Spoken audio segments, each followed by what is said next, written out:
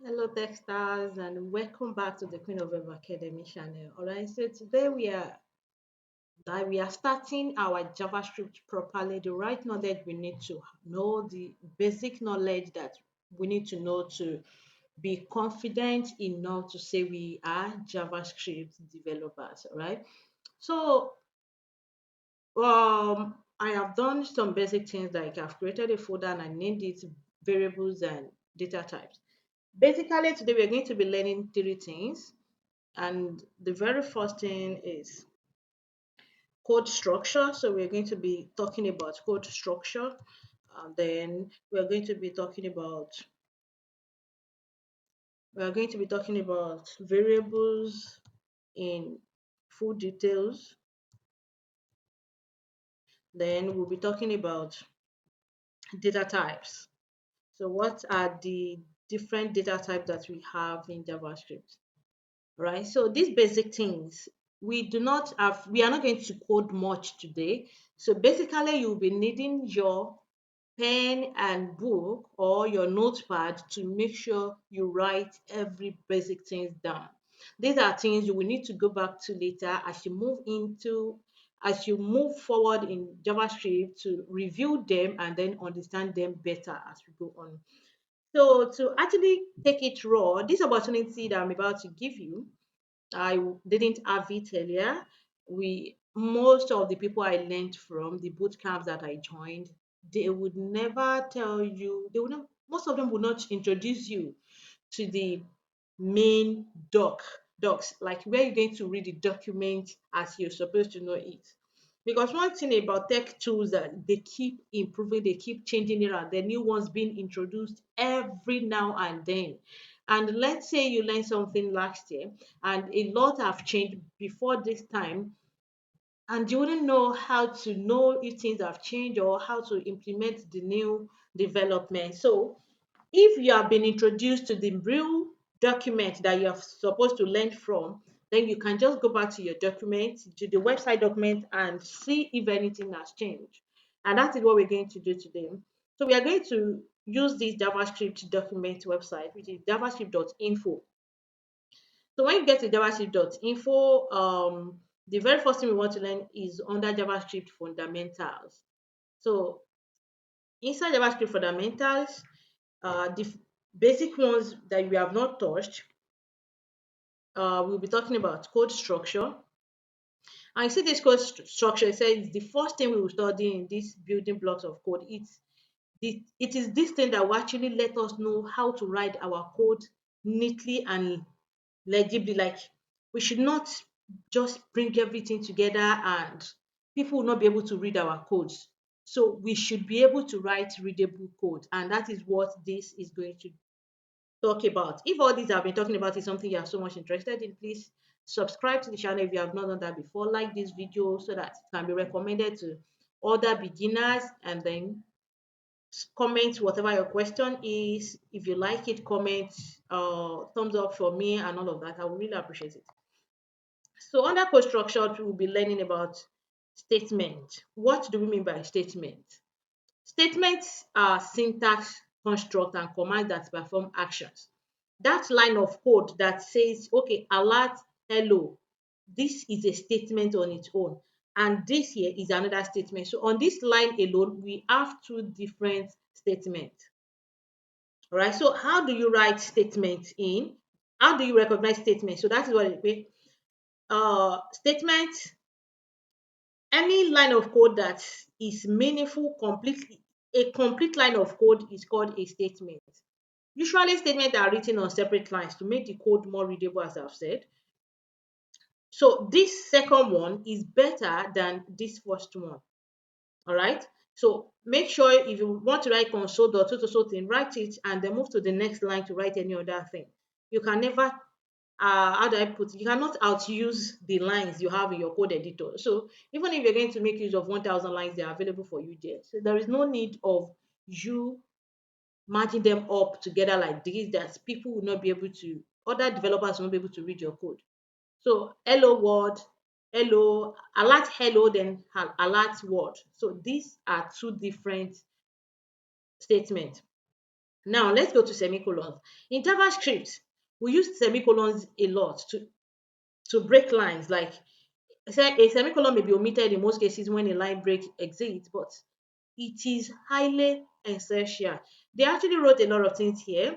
You actually this would also work. Alert hello without this semicolon, it will work, but in some cases it will not work. So as a beginner, it is better you stick to using semicolon always. Get used to them. Always add semicolons after each statement. After each statement, always add semicolon in order to avoid these ambiguous issues that it is not easy to debug. So it is better you avoid errors than be looking for where the error is coming from. Especially semicolon, it is easy to overlook it. So when you don't put it and it is throwing error just because of that, it is easy you don't get it, and it's not easy to actually get where the problem is coming from. All right, so make sure you use semicolon a lot, a lot, a lot, a lot. Then under this code structure, we are going to be talking about comments. In JavaScript, we write comments too, and we write them in two ways. There is a one-line comment. This one starts with these two forward slash characters. And the shortcut to that on your laptop is by using Control and let me show it to you. So I use them here. So by pressing on your Control and this forward slash, so automatically it's going to generate this for you. So this is what we use for every comment. On your HTML, you use this to comment. On your CSS, you use this to comment. Let's say you want to comment a lot of lines. Once you just highlight everything you want to comment, I just say comment and forward slash, control plus forward slash, and it's going to add these two forward slashes to it. I need to undo this because I don't need it. So another way we can also write what is it called, comment on our JavaScript is the same style that we can use the same style that we use for CSS. So this one, okay, as you can see here, this one works for just a single line. If I didn't add it to this is not going to be commented out. But for the other one, it works with um, multiple lines. So they say multiple line starts with a forward slash and asterisk, then end it with an asterisk and a forward slash. So that is it. For instance, okay, look at this here. An example with two messages. This is a multiple comment. So the comment starts from this place and it ends here. So if you don't put this end of this comment, the comment will continue until you remember to put this. So, but if you are using the shortcut that I told you, control plus forward slash, this is the one it's going to give you, even if you are trying to comment out multiple lines. So it will just add this to the beginning of all your comments, all your lines, all your code rather. So this is very useful. Like for instance, in this case, I've written a statement already and I want to write a comment to let you know what it means in front of it. So I'll just use this forward slash and then write the code, write the comment there. But what is the essence of comment? This is as time goes on, programs become more and more complex. So it becomes necessary to add comments which describe what the code does and why. So that is the essence of comment. Just like this now, if I want to give example of the code structure we are talking about, and I need to let you know that, okay, we have statement, and then this is a statement.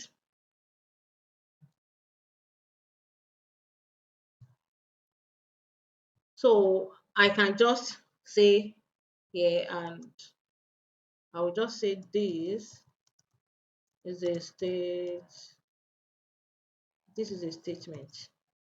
Okay, so at least when you are reading your code and you see this, you'll be able to remember that, oh, this is an example of a statement. And then one thing I did before I started video is that I told you that you should always check if your HTML and your JavaScript file have been connected. So you know how to connect it.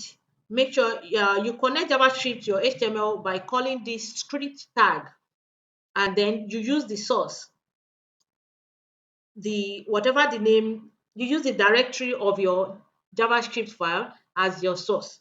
So in this case, it's just script.js. Let's say I put it inside another folder, I will have said slash the name of that folder, then slash script.js, okay?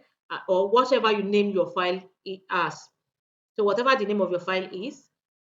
Um, so, and to be sure that you have successfully connected them, so I just said alert connected and I checked it on my browser and it shows. So definitely I have successfully connected. So before you even start working, make sure you check and confirm that you have both files well connected. Okay, that's going to save you a lot of stress.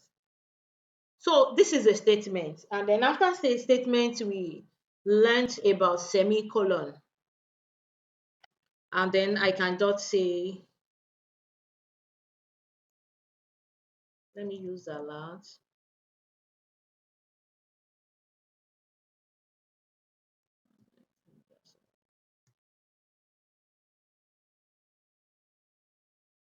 And you include this. So just say the use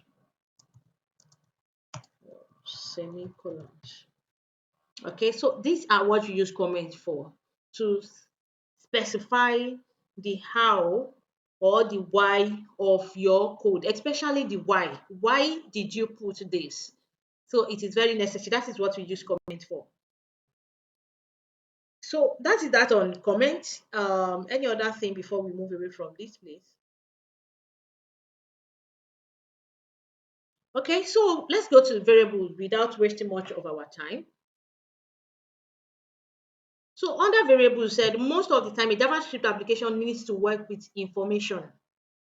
And here are two examples. Let's say they said an online shop. The information might include goods being sold and a shopping cart.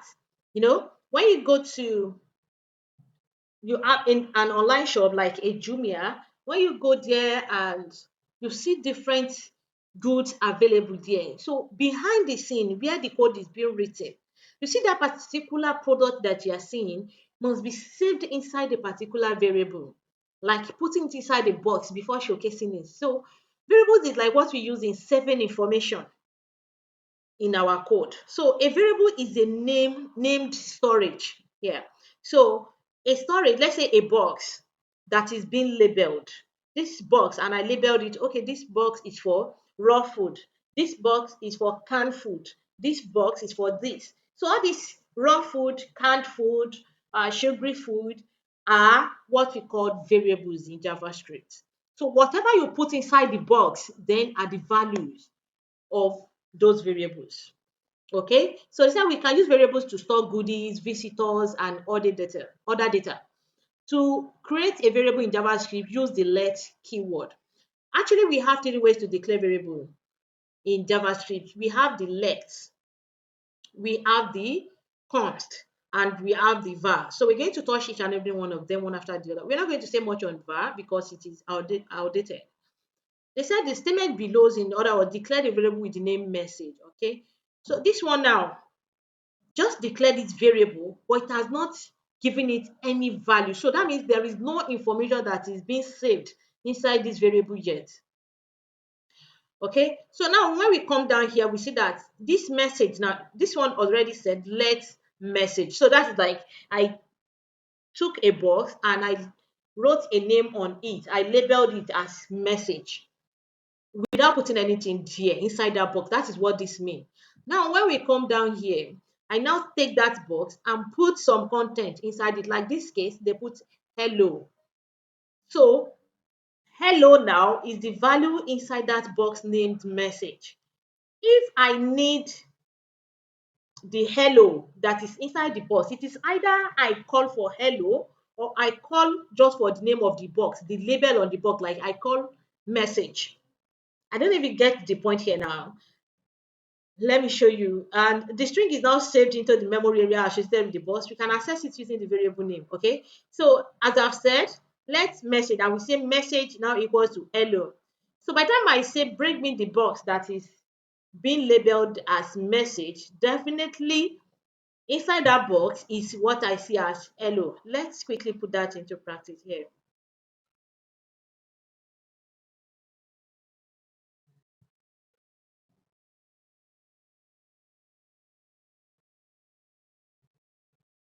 I want to, okay. I hope you can see my code very well now. So like this case, let me say let message. This is a box being labeled without any content inside it. And then we call it assignment inside JavaScript because we are just using it to assign value to this variable. It does not mean they are equal, but it means assignment. So we call them assignments. If we want to declare equality, we use another thing. When we get there, you're going to learn that. So, and I say this is hello, just like this example here. So instead of writing it differently, like hello, let message, then I say message this, you can just declare it at once by saying let message, then assign hello to that. So this case, if I say alert and I put message inside it, let's see what this is going to give me. I don't have it open.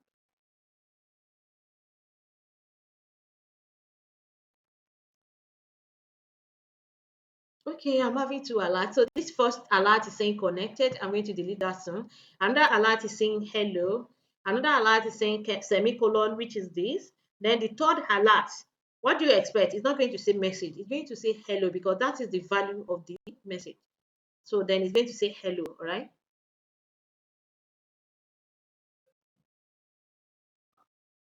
So this is how to assign values to variable. Okay, so let's continue our learning. So they say to be concise, we can combine the variable declaration and assignment into a single line. You get it? So you declare it here and you assign value to it straight on a single line, a single statement, not dividing them into two. So we can also declare multiple variables in one line. So for instance, so I can just say declare multiple variables in one line. Okay, so example of that is okay. I can just say let user, who is our user? I can assign a value to it. Let's say Shade.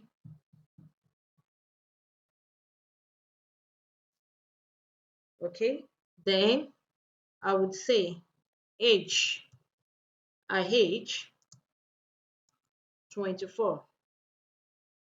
Then a message for her.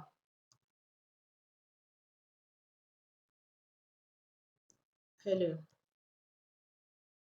Okay, so we can write it like this, a single one, by using just this let as our variable declaration. But the best for a readable code is to, I already have message up there. So let me just change this to, let's say, greeting. Okay.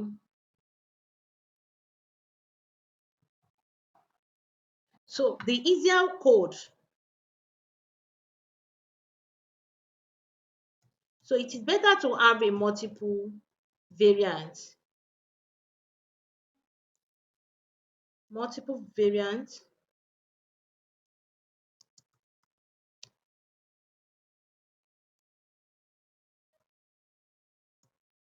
for more readable code.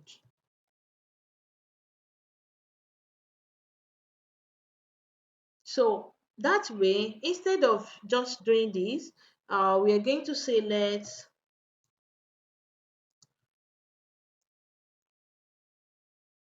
Let user be Shade.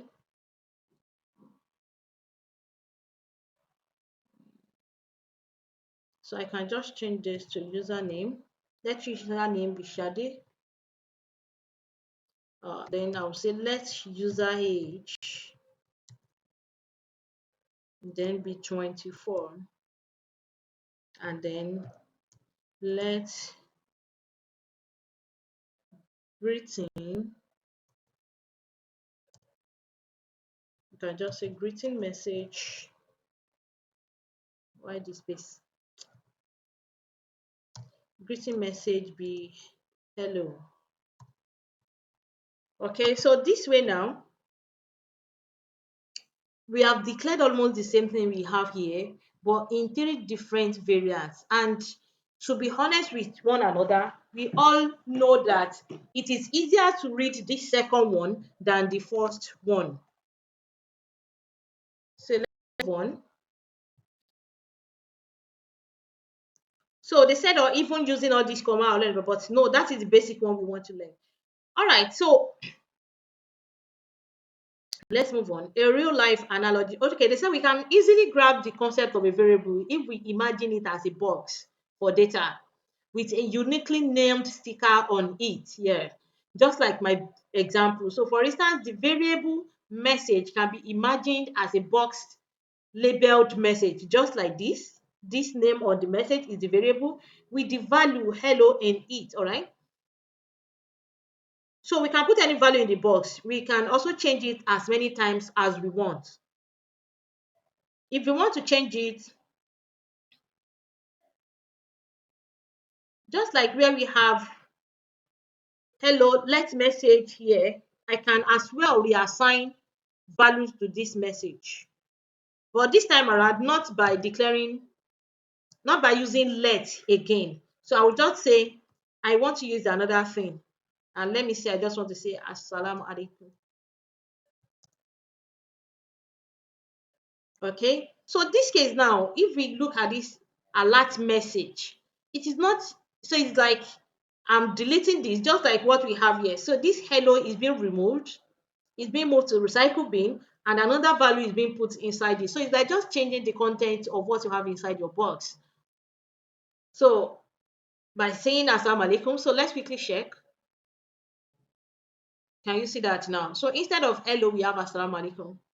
All right, so we can reassign value to our variables.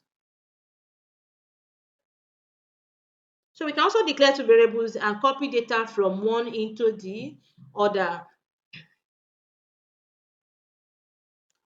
Okay, so for instance,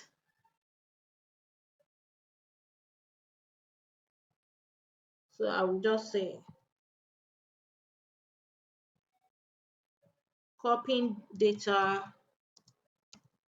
from one variable to the other. So for instance, I say,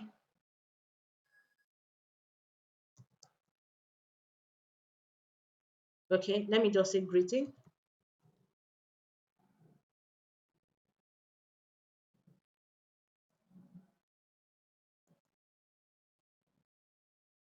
Oops. Let me use,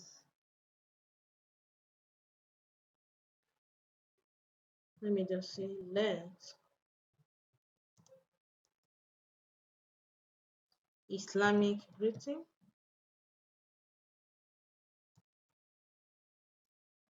So let Islamic greeting be Assalamu alaikum.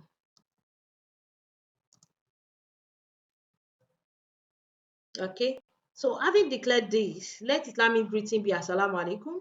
Then I can as well say let message. Let Islamic message, or let me just use Islamic message too. Let Islamic message. So in this case, I did not assign any value to Islamic message. I just declared this variable. But for this, I already declared a value for it. I assigned a value rather for this variable. Okay. I can come down here and say,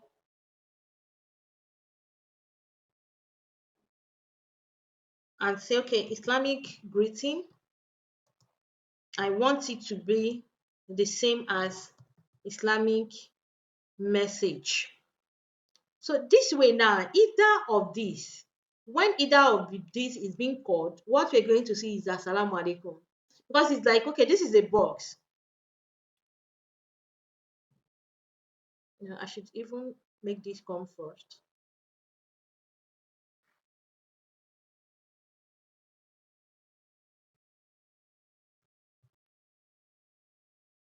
Okay. So because it's like I have this box, I didn't put any value inside it before, and I have this, like say, a kind of box, another box again, or let's say smaller box that has a cloth inside it. Then I now brought this one that has a cloth or a content inside it, and I put it inside this one as the content of this one now. So either I said I want to carry this box or I want to carry this box, the main content, the value that I'm carrying is this Assalamu alaikum. So that is just it. So I can just say, so if I say alert Islamic greeting, or I say alert Islamic message, both are going to give us the same thing. Both are going to give us the same thing. So the first thing, we have hello on our page, then we have semicolon, we have the first assalamu alaikum. Now, so we have this assalamu alaikum one, then another assalamu alaikum again for this one. So that is it. Let's quickly move to different variable naming. So like, what are the instructions that has to do with variable naming? So this way we don't have to code to save our time.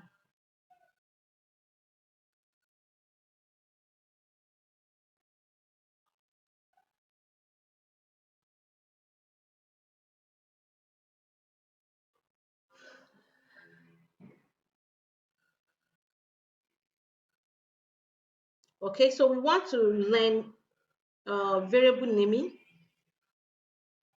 So there are two limitations on variable namings in JavaScript.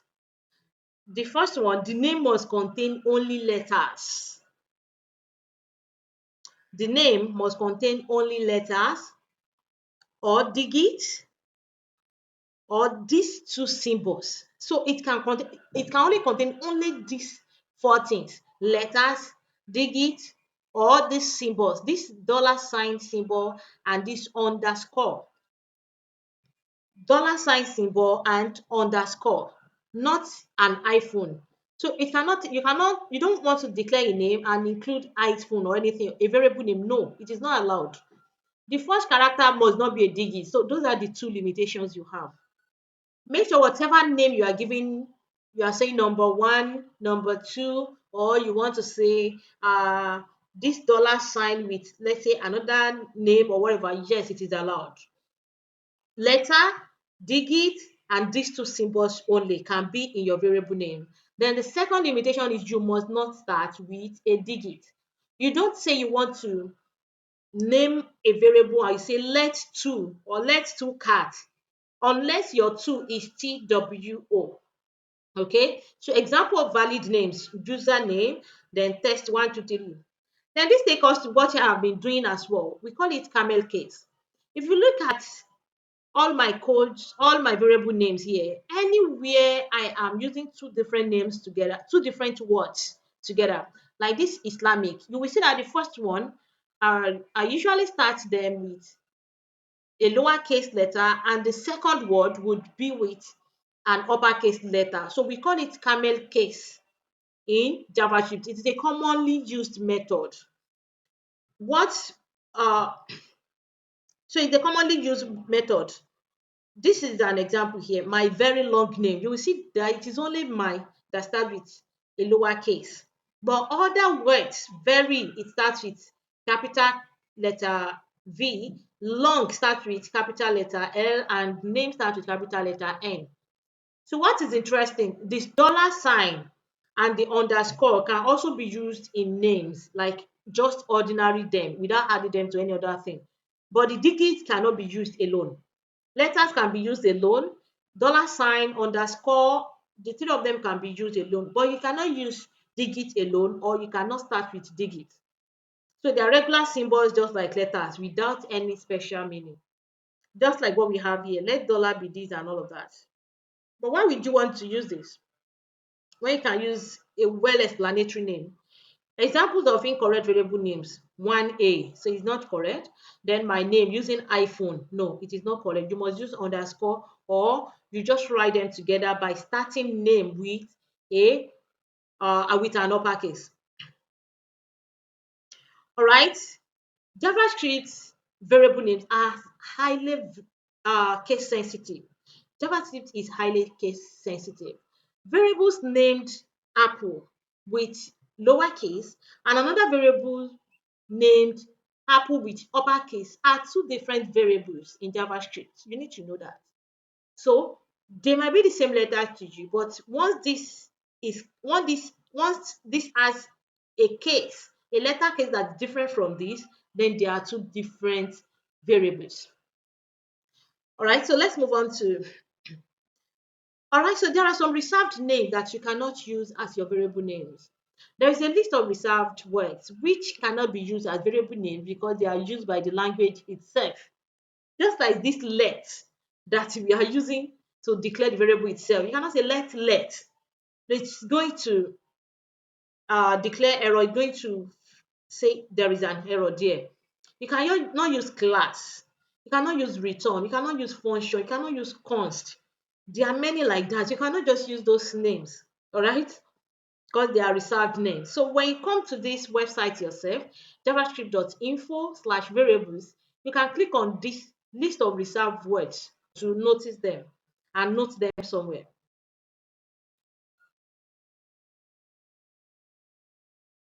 Okay, so now we are going to another way of declaring variable. You know, we have been talking about let since.